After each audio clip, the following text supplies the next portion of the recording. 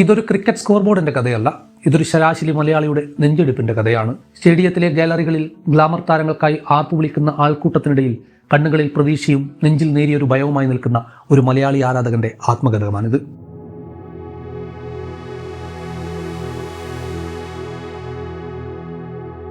ഓരോ തവണ അവൻ ക്രീസിലേക്ക് നടക്കുമ്പോഴും നമ്മൾ ടെലിവിഷൻ സ്ക്രീനിന് മുന്നിൽ നഖം കടിച്ച് കാത്തിരുന്നിട്ടുണ്ട്.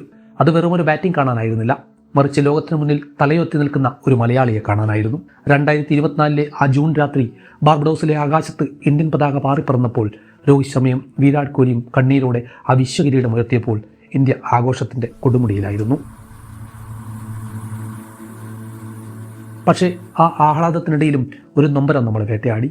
10 വർഷമായി ഇന്ത്യൻ ജേഴ്സി അണിയുന്ന നമ്മുടെ സ്വന്തം സഞ്ജു സാംസൺ ആ ഫൈനലിൽ പുറത്തിരിക്കുകയായിരുന്നു.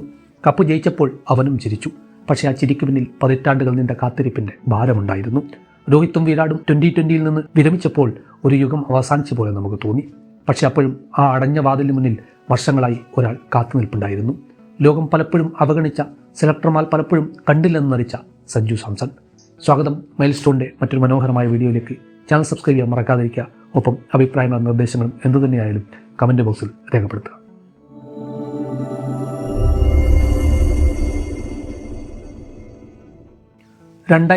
ിൽ സിംബാബ്വേയിൽ ഒരു 19-കാരൻ പയ്യനായി അവൻ നീലക്കുപ്പായം അണിഞ്ഞപ്പോൾ നമ്മൾ കരുതി ഇത് വിസ്മയങ്ങളുടെ തുടക്കമായിരിക്കുമെന്ന്.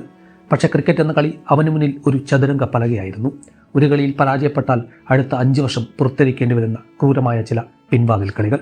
ഓരോ തവണ അവസരം കിട്ടുമ്പോഴും അവൻ്റെ ഉള്ളിൽ ഒരു ചോദ്യമുണ്ടായിരുന്നു: ഇതായിരിക്കുമോ എൻ്റെ അവസാന മത്സരം? ആ ഭയം ഏതൊരു പ്രതിഭയെയും തളർത്തും. പക്ഷേ സഞ്ജു വീണില്ല. അവൻ IPL മൈതാനങ്ങളിൽ തൻ്റെ ബാറ്റ് കൊണ്ട് മറുപടി പറഞ്ഞുകൊണ്ടിരുന്നു.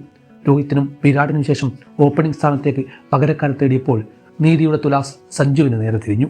ചരിത്രത്തിലാദ്യമായി ഇന്ത്യൻ ക്രിക്കറ്റ് മാനേജ്മെന്റ് അവനോട് പറഞ്ഞു: നീ പോയി നിന്റെ കളി കളിക്കൂ, ഞങ്ങൾ നിന്റെ കൂടെയുണ്ട്.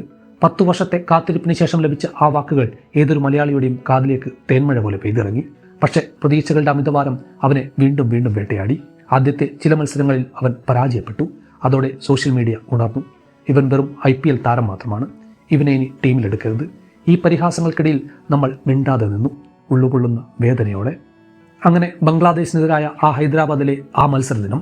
ആ ദിവസം സഞ്ജു ക്രീസിലേക്ക് നടക്കുന്നത് ഒരു ബാറ്റുമായല്ല, മറിച്ച് തന്നെ പരിഹസിച്ച ലോകത്തോടുള്ള ഒരു വലിയ ചോദ്യവുമായിട്ടാണ്. അവിടെ നമ്മൾ കണ്ടത് ഒരു ബാറ്റിംഗ് വിരുന്നല്ല, മറിച്ച് ഒരു അഗ്നിപർവ്വതം പൊട്ടിത്തെറിക്കുന്നതാണ്. തുടർച്ചയായ 5 സിക്സറുകൾ. ഓരോ സിക്സും ഗാലറിയിൽ പതിക്കുമ്പോൾ അത് 10 വർഷത്തെ അവഗണനയ്ക്കുള്ള മറുപടിയായിരുന്നു. ആ സെഞ്ചുറി കണ്ടപ്പോൾ മലയാളി കരഞ്ഞുപോയി. കാരണം അത് സഞ്ജുവിൻ്റെ മാത്രം സെഞ്ചുറി ആയിരുന്നില്ല, പൊരുതി ജയിക്കുന്ന ഓരോ സാധാരണക്കാരൻ്റെയും വിജയമായിരുന്നു. വിജയഗാഥ അവിടെ അവസാനിച്ചില്ല. സൗത്ത് ആഫ്രിക്കയുടെ പേസ് പിച്ചുകളിൽ ലോകം എതിർച്ചു നിൽക്കുമ്പോൾ സഞ്ജു അവിടെയും വിസ്മയം തീർത്തു. തുടർച്ചയായ 2 T20 സെഞ്ചുറികൾ. ലോക ക്രിക്കറ്റ് ചരിത്രത്തിൽ ഈ നേട്ടം കൈവരിക്കുന്ന ആദ്യ ഇന്ത്യൻ താരം. അവിടെ ആർക്കും അവനെ ഭാഗ്യമെന്ന് വിളിക്കാൻ കഴിഞ്ഞില്ല. അവിടെ സംസാരിച്ചത് സഞ്ജുവിൻ്റെ ക്ലാസ് മാത്രമായിരുന്നു. പക്ഷേ ഇന്ത്യൻ ക്രിക്കറ്റിൻ്റെ ഉള്ളറ കഥകൾ എപ്പോഴും വിചിത്രമാണ്. പ്രകടനത്തേക്കാൾ കൂടുതൽ പ്രാധാന്യം പലപ്പോഴും മറ്റു ചിലതിനാണ്.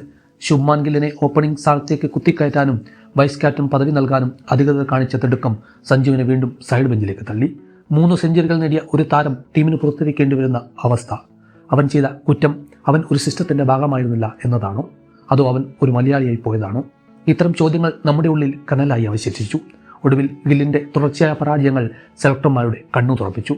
പ്രകടനം കൊണ്ട് മാത്രം നേടേണ്ട ഒരിടം തിരക്കഥകൾ കൊണ്ട് നേടിയെടുക്കാൻ കഴിയില്ലെന്ന് കാലം തെളിയിച്ചു. വിയർപ്പ് തുന്നിയിട്ട കുപ്പായം, അതിൽ നിറങ്ങൾ മായുകില്ല കട്ടായം എന്ന വരികൾ സഞ്ജുവിനോളം ചേരുന്ന മറ്റൊരാളില്ല.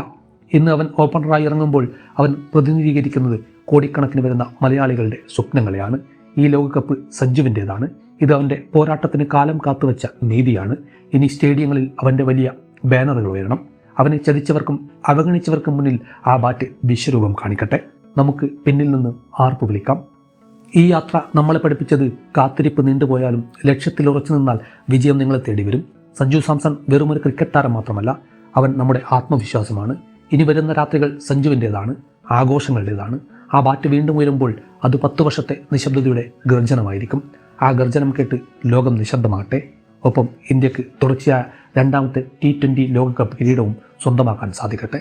മറ്റൊരു വീഡിയോയുമായി നമുക്ക് വീണ്ടും കാണാം. ചാനൽ സബ്സ്ക്രൈബ് ചെയ്യാൻ മറക്കാതിരിക്കുക. അഭിപ്രായങ്ങൾ തീർച്ചയായും പങ്കുവെക്കുക.